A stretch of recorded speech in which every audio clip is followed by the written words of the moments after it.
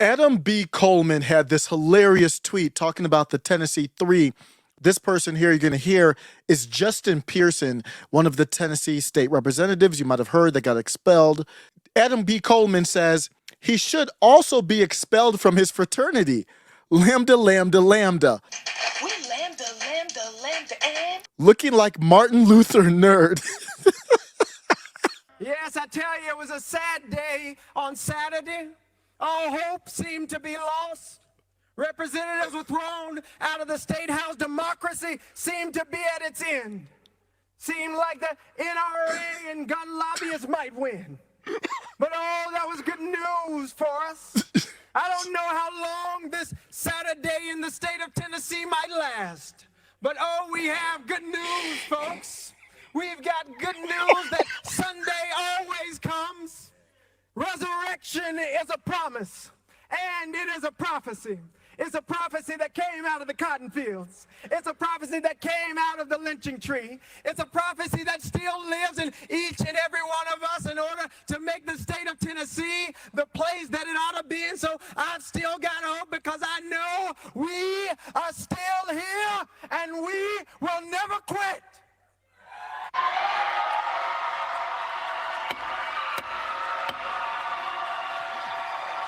Out of order. Everybody took their turns to make it sound like it was 1960 again. I'm going to tell you here after I'm done with this why I think we should return back to 1960 Jim Crow. Yeah, you heard me correctly. We understand when we took an oath to represent the people who elected us, that we speak on behalf of them. It wasn't about the three of these leaders. It was about who they were representing. It's about whose voices they were channeling. Understand that. And is that not what a democracy allows?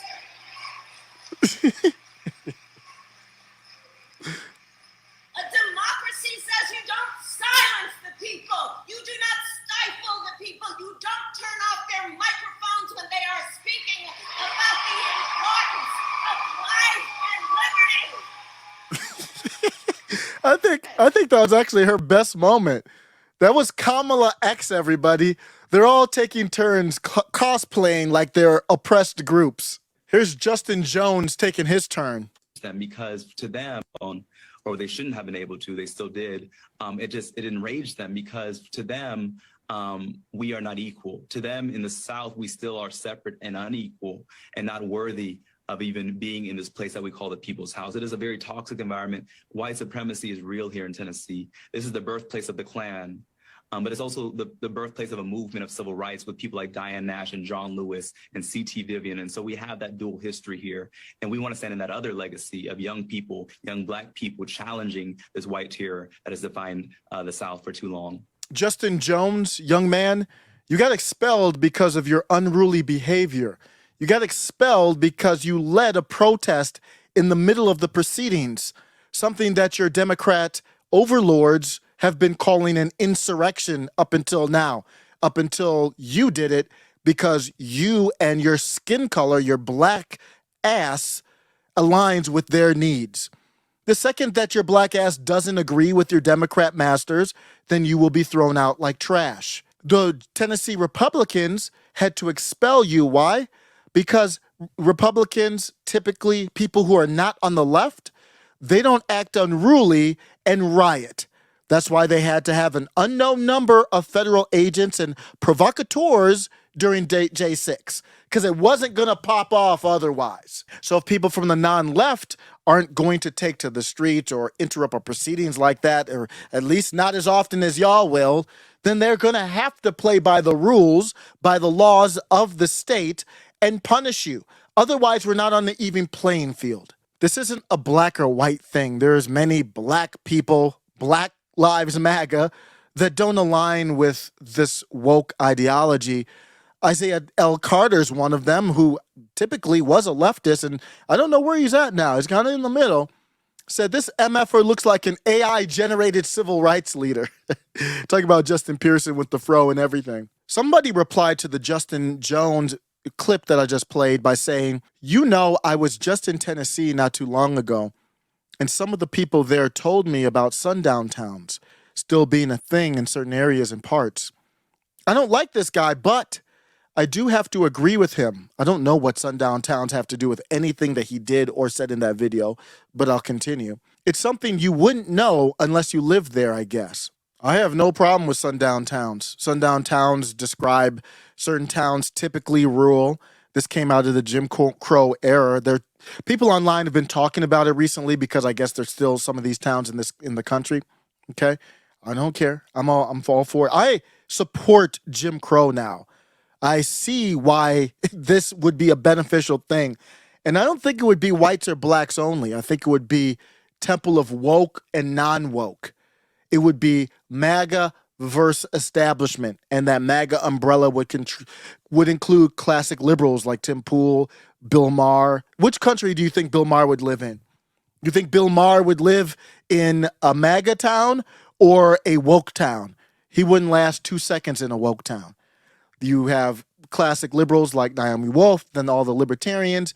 If you're not in the temple of insanity, you would be in a different town. So instead of saying no blacks here, or this Jim Crow would apply both ways, it could say no whites.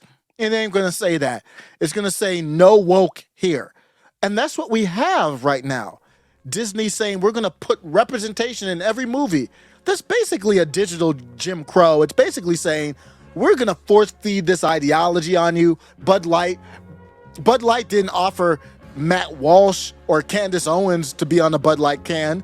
They offered Dylan Mulvaney. They're force feeding their ideology, and what we have is institutionalized Jim Crow based on, are you in this branch Covidian or not? So I'm all for it. I have no problem with sundown towns. Be open and honest. Let me know where you stand. If you say no blacks only in this town after dark, let me know so I don't accidentally mosey on through after dark. Stay away from me, I'll stay away from you. I've been in a lot of rural areas of this country and I've had not a one problem. Doesn't mean there aren't problems, but I've been in urban areas and I've had problems. There are cities all over this country where you couldn't catch a white person in the daytime, much less after sundown. You all think it's about race. I don't. One of the tragic losses that we had from the Tennessee incident was a black man. Kamala Harris went to Tennessee, didn't acknowledge any of them. Because of my political beliefs, I'm not visiting. My wife was talking about going to San Francisco or New York, whatever. I'm like, I'm not going there. There's plenty of beautiful places in the country that aren't deep blue left. Now, I will sometimes, got family in certain cities. I will, but I do not want to, unless I really have to, visit these Democrat hellholes. San Francisco is one of my favorite cities ever, too. I wouldn't visit them day, afternoon, or night. Listen to Sonny Hostin on The View talk about woke does not include diversity of thought.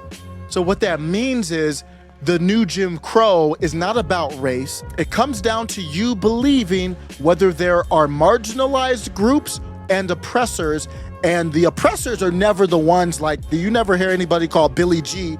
I never heard Sonny Hostin call Billy G an oppressor. No, she would go talk about Trump or something like that.